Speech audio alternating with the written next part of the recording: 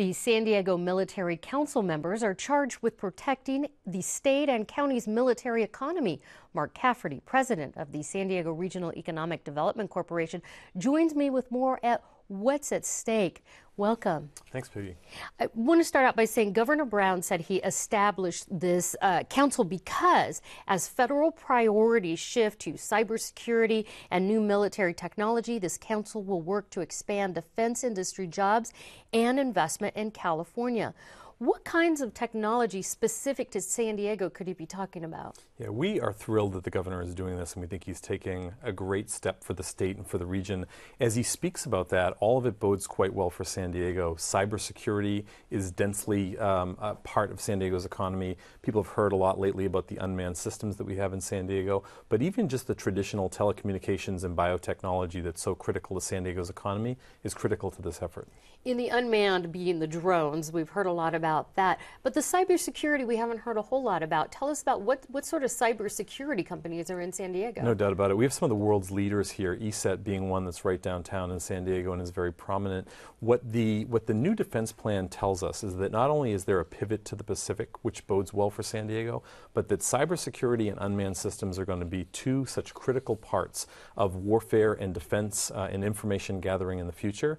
And having those industries here in San Diego so close to the largest military installation in the country is perfectly positioning San Diego for the future. And they're working with the Department of Defense on national issues. Hand in hand, absolutely. Okay, I want to get back to the 5 council members from San Diego. I want to introduce people to who they are. Okay. Anthony Jackson, Dennis Kennelly, James Johnson, and Mary Lyons, and retired Marine Colonel and Assembly Republican from Oceanside, Rocky Chavez, who told us earlier today about this, that we might be a little bit protected. Let's listen to what he has to say.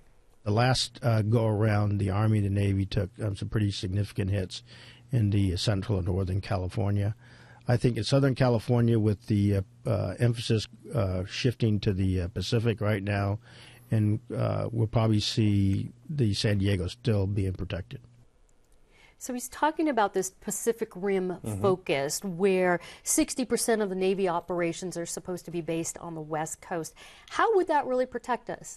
It protects us in a lot of ways. I mean, again, the future of our defense plan is very different than it was in the past, and it is facing the Pacific. And San Diego's geography alone and the already established systems that we have here, combined with the fact that that plan focuses very heavily on Marine forces and naval forces and the technology we talked about, it all puts San Diego in a perfect position, but one that we just can't take for granted, one that we have to make sure that we're continuing to talk about and defend.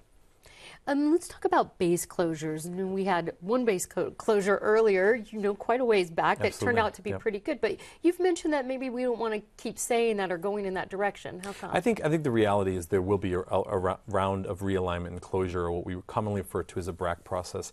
San Diego has gone through that process multiple times in the past, sometimes faring better than other times. And I think what we want to make sure of is that we are planning and thinking about that process, and that this council that we're speaking about is helping to advise the governor on what that would mean to the state of California, so that we can speak with one voice when we're speaking back to Washington and speaking through the congressional reps.